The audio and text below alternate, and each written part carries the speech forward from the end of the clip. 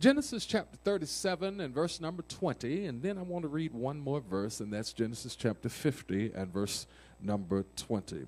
If you have your Bible or your favorite app, whether that be on a smartphone or a dumb phone, I invite you to turn there in your particular device or your page-turning Bible. But Genesis 37, verse number 20, and it reads like this: Come therefore, let us now kill him and cast him into some pit, and we will say, some wild beast has devoured him.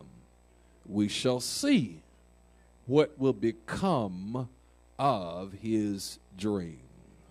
I want you to keep that in mind. And then Genesis chapter 50, verse number 20 says, Now therefore, he says, but as for you, you meant evil against me, but God meant it for good, in order to bring it about, as it is this day, to save many people alive. Genesis 37 and 20, come, let's kill him, let's cast him into some pit, and we shall say, we'll concoct something. Some wild beast has devoured him, and we shall see what will become of his dreams. And for the next few moments, if you would indulge me, I want to talk to you from this simple subject: what becomes of dreamers? God bless you. Take your seats. What becomes of dreamers? Today we have assembled in this place. We have crossed denominational lines. We have crossed lines of racial divides to come together united as one body, one community, one people, to celebrate the 90th birthday of the dream and the dreamer. Dr. Martin Luther King Jr. was a man who had a mission, and his mission was to bring people together. It was to unite a divided world. It was to be an emblem of peace and nonviolence. His goal was very simple, and that was to serve this present age, his calling to fulfill. And indeed, all of his power did engage to do his master's will. Ladies and gentlemen, I want to tell you that even though the dreamer is dead, the dream is still alive. And there are many of us in this room who have never seen a white-only water fountain. There are many of us in this room who have never seen a sign that only relegated black people to sitting in the balcony.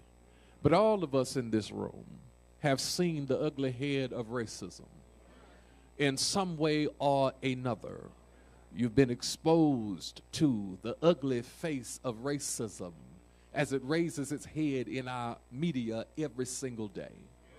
You've been exposed to the poison of a mentality that is supremacist to one group and that is degrading to another group. We have all, regardless of our ethnicity, our background, creed, or color, have been affected and impacted by racial tension and racial divide. We've all been exposed to what is often reported on the news media as police brutality. We have seen the Trayvon Martins. We've seen the many injustices in our community and in our world. But the good news is that even though the dreamer is gone, the dream is still alive. When we come to the book of Genesis, it is in fact the seed plot of the Bible. For in the book of Genesis, you find the first of everything. We find the first of creation. We find the first creation of foliage, the first creation of fruit, the first creation of both the male and the female. We find the first creation of marriage. We find the first murder. We find, ladies and gentlemen, the first sin. We find the first sinner. And we find the first Satan. I say the first Satan because there's a whole lot more that don't have the name. But they do run the same game. Genesis is the seed plot of the Bible. And the last 14 or so chapters are devoted to the life and the legacy of a young man by the name of Joseph. Can you say Joseph? Joseph, ladies and gentlemen, was a special young man. For Joseph had the ability to dream. Joseph, as a dreamer, went through some tumultuous times. He was disliked by his own family. He was hated by his own brothers. And as I think about Joseph, I cannot help but reflect on Martin. Because Martin, too, only wanted to be accepted by the brotherhood of humanity. Yet his dream caused him to be both ostracized and criticized. Finally assassinated, all because of a dream. All he wanted was to be accepted by the brotherhood of humanity. All he wanted was to see his little dark-skinned children be able to go to school with white-skinned children and intermingle with olive-skinned children and intermingle with red-skinned children. Because it is true that red and yellow, black or white, we're all precious in his sight. Joseph's dream caused his brothers to hate him. Martin's dream caused the brotherhood of humanity to hate him. Joseph was hated by his brothers because of the love that his father had for him. Martin was hated by the brotherhood of humanity because of the love that the father had for all of humanity. Joseph's father loved him so much that he gave him a gaudy, loud coat. It was a tunic that was woven together, a goulash of colors. All bright colors were sewn and weaved together to make a garment that Joseph would wear. And because of what the father put on Joseph, his brothers hated him. God made a special multicolored tunic for Martin Luther King Jr. It was brightly colored. It had light skin. It had dark skin. It had pecan tan. It had deep dark chocolate. But it also had white in it. And he wore these colors on the coat of humanity, and it caused his brothers to hate him. Joseph's brothers hated him so deeply that they conspired to get rid of Joseph. Martin's brothers of humanity hated him so much that they conspired to get rid of Martin. Joseph's brothers decided to take him and bury him in a pit. They were going to concoct a story that a wild beast had come and gotten rid of Joseph. The only thing about it was that when they threw him in the pit, they were in a place where water was known to fill the pits in the land. But this particular pit was special because evidently God knew he was going to end up in this pit. And before Joseph got to the pit, Litmanization theology says that God sent an angel with some kind of suction device to suck all the water out of the pit so that Joseph wouldn't drown where they put him. And here's the first point I want to lift up to you tonight about what happens to dreamers is that dreamers are hated but still elevated. Let me say that again. Y'all missed it in the back. I said dreamers are hated but still elevated. This pit that they threw Joseph in was emptied out before Joseph got into it. Martin was thrown into many pits in his life when his house was bombed, when churches were bombed, when Coretta would answer the phone in the middle of the night, and to her shock and chagrin, there would be threats of death on the other end of the line. Crosses being burned in the front yard. It was a pit, I tell you, because dreamers are hated. But thank God, in the midst of all of the hateration, God still knows how to bring about an elevation. You see, it was the pit of the segregation in the South. It was the pit of workers being mistreated.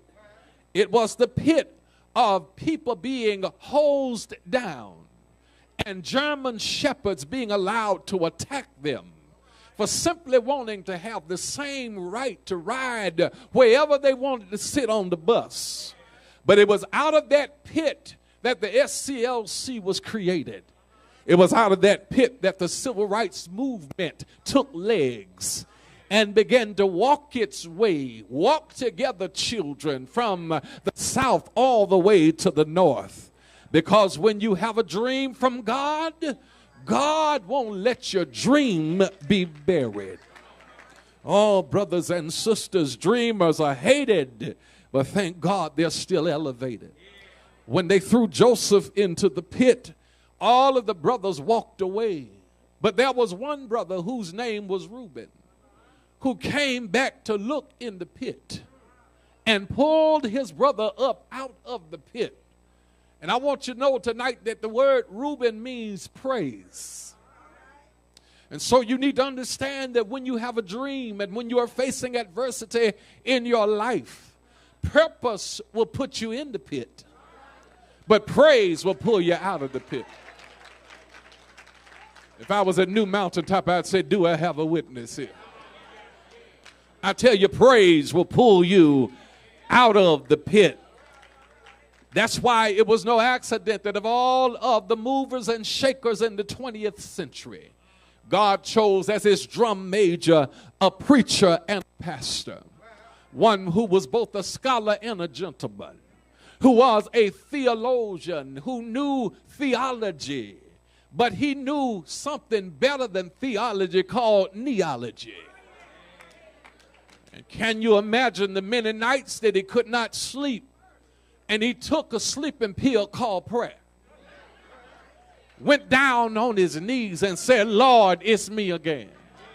Have you ever had to go down on your knees when trouble has risen in your life? Have you ever had to call on the Lord because it looked like your dream wasn't come to pass? But have you ever gone through any tumultuous situations? Have you ever had lies told on you?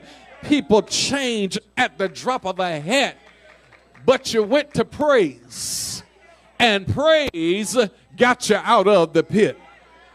No, brothers and sisters, Reuben got him up, and they sold him to vagabonds that were on their way, merchantmen on their way into Egypt. They sold their brother into slavery. Martin and his ancestors had not too long before come out of slavery. And his brothers, the brothers of humanity, wanted to continue slavery. They wanted to keep Martin quiet, because whenever you keep the mouth of a praiser silent, he cannot call on the name of his God. But whenever a praiser knows how to call on the name of the Almighty God, God will give you peace in the middle of a storm. God will rock you in a weary land. God will give you shelter in the time of a storm.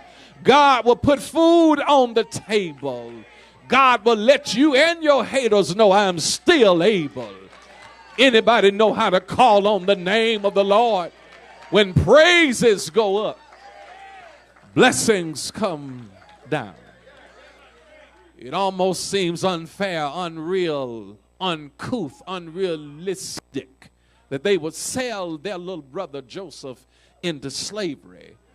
They sold him to strangers into slavery. They sold him to salesmen into slavery. They sold him to somebody they did not even know.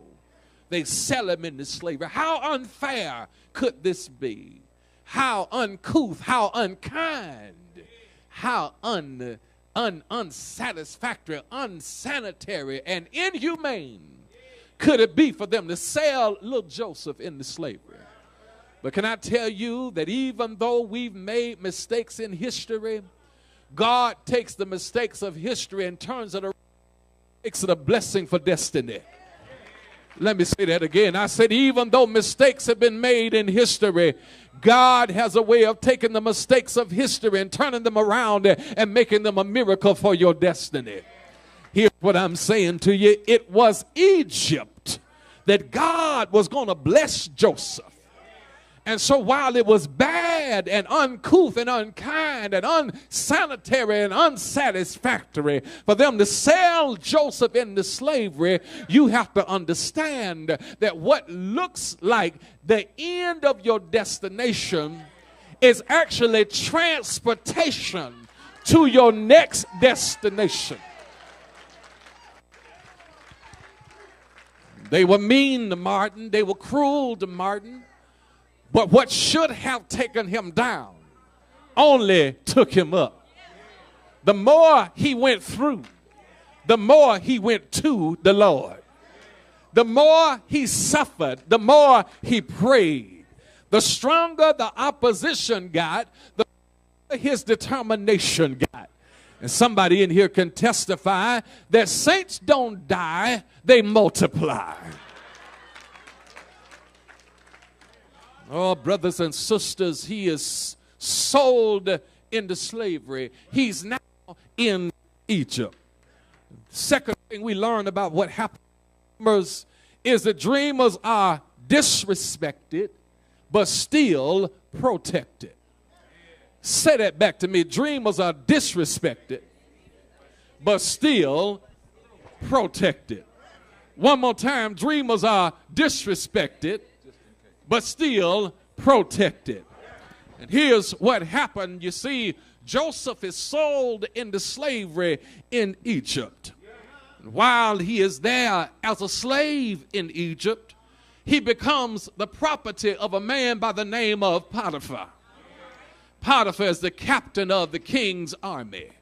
Potiphar is a big man with much wealth and much authority. And Joseph goes from being a slave now to being the head slave in Potiphar's house. If you're going to be a slave, might as well be the head slave. Can you give me a little more? And as he is there in Potiphar's house, Potiphar sees his character and trusts him with everything, including Mrs. Potiphar. Tell your neighbor it might get a little rocky right through here.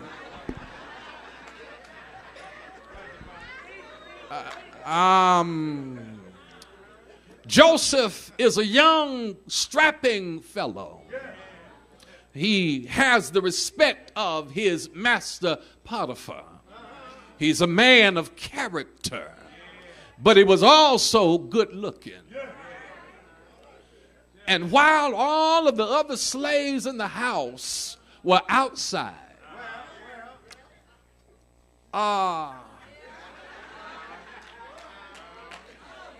Mrs. Potiphar cast her eyes on Joseph. And she began to like what she saw. She made sure all the others were outside, and Lord have mercy, and Joseph was inside.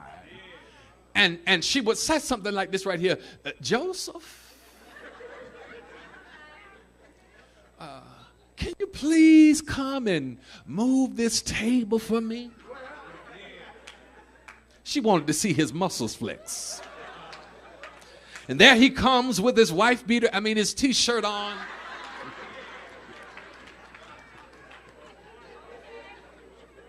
And he obediently lifts the table, his muscles pop out, and she says, ooh. And she kept pressing on him, Spirit.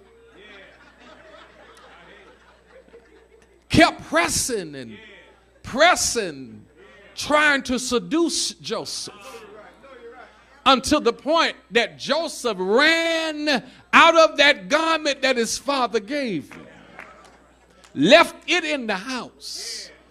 And when Mr. Potiphar got home, she tells a lie on Joseph and says, Joseph tried to seduce me, and I have evidence of it. Here is his coat. Now, I think if I was Joseph, I wouldn't have ever put on another coat in my life. Dreamers are disrespected, but still protected. Joseph could have been killed. Well, no, he couldn't be killed. It wasn't his time to die. Can I tell you, you can't leave here until you complete your purpose. Dreamers are disrespected, but still protected. My mind could not help but to reflect back to the time when Dr. King was stabbed with a knife, when he was almost killed. The reason why he was not killed, even though the knife was inches away from a major artery, is because it wasn't his time to die. He still had work to do. And somebody in here, you have a dream, and there are things that could have and perhaps should have taken you out a long time ago. But you are living proof that God will protect you even when the devil disrespects you. And I heard Dr. King reading a letter from a young white girl that said to him, I'm glad that you didn't sneeze. Because if he had sneezed, that puncture wound would have caused him to bleed to death. And somebody in here tonight, you ought to steal 30 seconds of my preaching time and thank God you didn't sneeze. Could have been dead, sleeping in your grave. Could have been out of your mind. Could have been without a place to live. It could have been you on the street, living under a bridge, but thank God you didn't sneeze. God won't let you leave here before you complete your assignment. Somebody put your hands together and thank God that he'll protect you even when you're disrespected. But this text also teaches me tonight that what happens to dreamers, dreamers are hated but still elevated. Dreamers are disrespected but still protected. But thirdly, dreamers are locked up but not locked down. They take Joseph and they put him in a prison. He's in a prison with the top-notch prisoners. And while he's in the prison, he becomes the head prisoner of the prison. If you're going to be a prisoner, might as well be the head prisoner. And he enters dialogue, brothers and sisters, with the king's baker and the king's butler. You see, they had been put in jail by the king. This was a federal pen. This a white-collar cell, if you will. And he has dialogue with them. They have dreams. Joseph has interpretive skills. I just want to tell you that God will give you skills that will get you out of prison. And he interprets to one of them, you will die. And to the other, you will live. When they believed what he said, they got out of prison. But 2 years later, Joseph is still sitting there.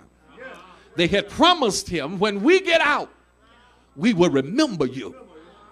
But here's the good news about it. Dreamers are locked up, but they're not locked down. Because when you read Genesis, you'll see that Joseph kept on dreaming. Even though he was locked up, he kept on dreaming. I don't know what's wrong with some of us. We make all kind of mistakes about why we can't be successful and effective in life. But Joseph was in prison, but he kept on dreaming. Don't let your prison stop you from dreaming. Just because you're locked up does not mean that your gift is locked down. Dr. King wrote a letter from the jail in Birmingham, and he addressed it to his clergy constituencies to address their constant criticism for his outright openness and boldness to demonstrate and to march with nonviolent protest. Dr. King was in jail, but some of the best books in the Bible are prison letters. They were written while Paul was in jail, which means that you might walk out of here and go down the street and your cell phone won't have a signal. But if you are connected with God, I don't care where you are. You don't need Verizon. You don't need AT&T. If you got G.O.D., you can still minister through your prison experience. Dreamers are locked up, but they're not locked down. Finally, as I head toward a conclusion tonight, dreamers are underestimated, but still celebrated. Let me try it one more time. Dreamers are underestimated, but still celebrated. Ladies and gentlemen, Joseph sat there for 2 years waiting for somebody to remember him.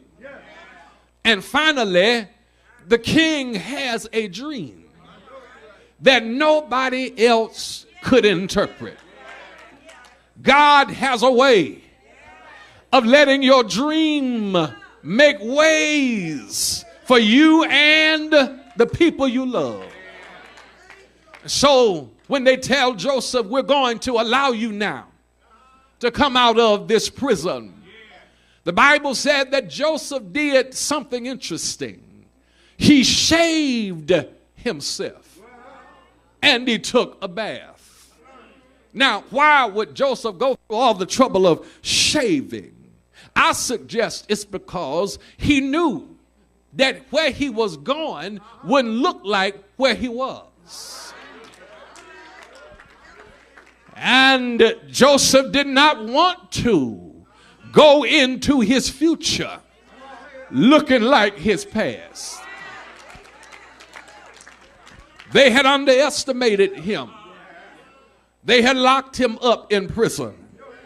But when the day came for Joseph to get out of prison, he stands before the king and he interprets the dream. And that one interpretation got him a federal job. But it didn't have a misogynistic, myopic, self-centered multimillionaire who cared more about a wall than he did wealth. There would be no furlough, no layoff on this job, but a good governmental job. In fact, he was now second in command in Egypt. In chapter number 37, I heard him tell his family that he had a dream that one day they would all bow down in obeisance to him. When you fast forward to chapter number 50, there's a famine that had hit the land. And it is all right to holler in here, ain't it?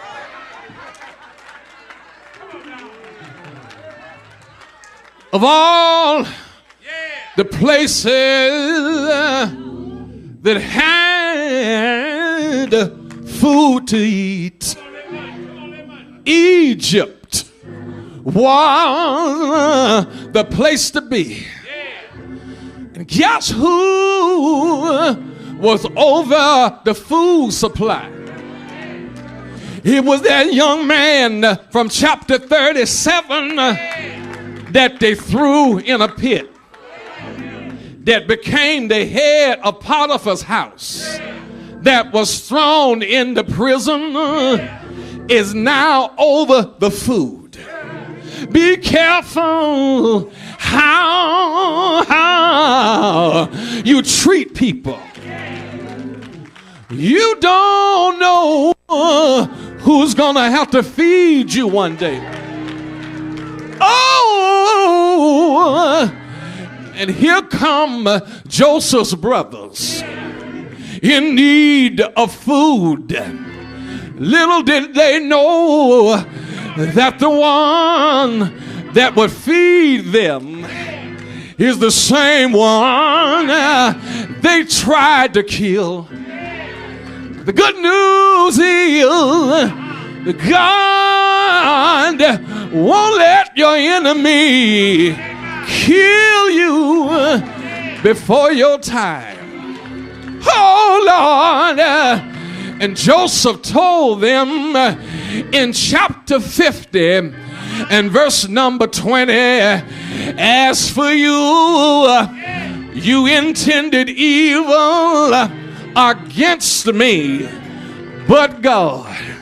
Can I stop right there and tell you that there are two words that need to be in your vocabulary?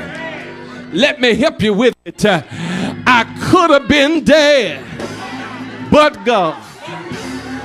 Could have been crazy, but God. Should have been out of my mind, but God. Could be homeless, but God. Should be dead, but God. You meant it for evil, but God meant it for my good. Is there anybody here? No, God will turn it around. I said, is there one witness that can testify that God of ours knows how to turn it around? He turned Jim Crow around, turned the signs around, turned racism around, turn hatred around, and one of these old days there'll be no more separation. One of these old days there'll be no more hatred. One of these old days there'll be no more peace that's disturbed by crime in our communities. One of these old days we're going to a place where sorrow will end. We're going to a place where joy will never end. We're going to a place where the streets are paved with gold. We're going to a place where the joy is untold. We're going to a place like milk and honey. We're going to a place where the leaves are for the healing of the nation. We're going to a place where we'll sing hallelujah. Red and yellow, black and white, black, white, Asian, Hispanic, Chinese, Japanese, Hindu, and everybody else. We're going. Will you be there? Well, let me tell you how to get there. You got to know the man who was wounded for our transgressions. You got to know the man who was bruised for our iniquities. You got to know the man that the chastisement of our peace was laid upon him. You got to know the man. Do you know him? His name is Jesus. He's a rock in a weary land. Jesus, shelter in the time of storm. Jesus, my lily in the valley. Jesus, my before day traveler. Jesus, my early morning warrior.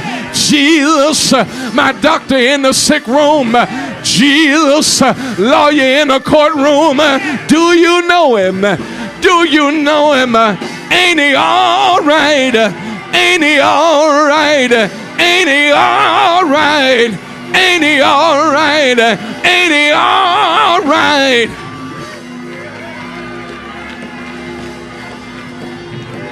I know he's all right. I'm going to take my seat, but before I do, can I just mess up your ecumenical service and ask you to go to church with me for one moment? Grab your neighbor's hand, look him in the eye, and say, I know he's all right.